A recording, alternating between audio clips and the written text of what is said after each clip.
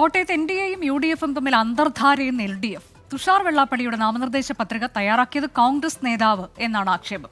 LDFിന്റേത് പരാജയ ഭീതി മൂലമുള്ള ആരോപണമെന്നാണ് NDAയുടെ മറുപടി. തുഷാർ വെള്ളാപ്പള്ളിക്ക് വേണ്ടി നാമനിർദ്ദേശ പത്രിക തയ്യാറാക്കിയത് പ്രസാദ് എന്ന അഭിഭാഷകനാണ്.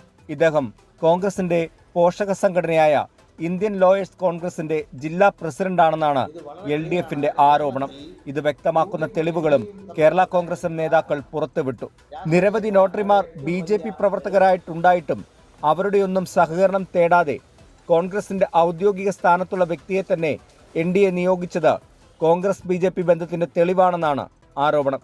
നിരവധി ആളുകൾ BJP പ്രയോഗിക്കുന്നുണ്ടായിട്ടും അവരെല്ലാം മാറ്റി നിർത്തി ഒരു കോൺഗ്രസ് നേതാവിനെ കൊണ്ട് ഈ നോമിനേഷൻ എല്ലാം പൂരിപ്പിക്കുകയും ഈ കാര്യങ്ങളെല്ലാം ചെയ്യുകയും അതിൻ്റെ സ്പോട്ടിനെടുക്കുകയും ചെയ്യുമെന്ന് പറഞ്ഞാൽ അതിൻ്റെ അർത്ഥം കോൺഗ്രസും BJPയും തമ്മിലൊരു അന്തർധാര ഇവിടെ വ്യക്തമായി ഉണ്ട് എന്നാണ്.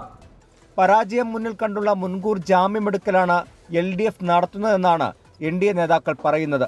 ഇരു മുന്നണികളിലും പൊട്ടിത്തെറികൾ തുടങ്ങിക്കഴിഞ്ഞു. വരും ദിവസങ്ങളിൽ ഇത് കൂടുതൽ വ്യാപകമാകുമെന്നും NDA ജില്ലാ ചെയർമാൻ ലിജിൻ ലാൽ പറഞ്ഞു. 24 കോട്ടയം. ലോകത്തെവിടെയായാലും ഏത് സമയത്തും 24 വാർത്തകളും ഓഗ്മെന്റഡ് റിയാലിറ്റി പാക്കേജുകളും എക്സ്പ്ലെയിനറുകളും വിശദമായി കാണാൻ ഞങ്ങളുടെ YouTube ചാനൽ നിങ്ങൾക്ക് സബ്സ്ക്രൈബ് ചെയ്യാം.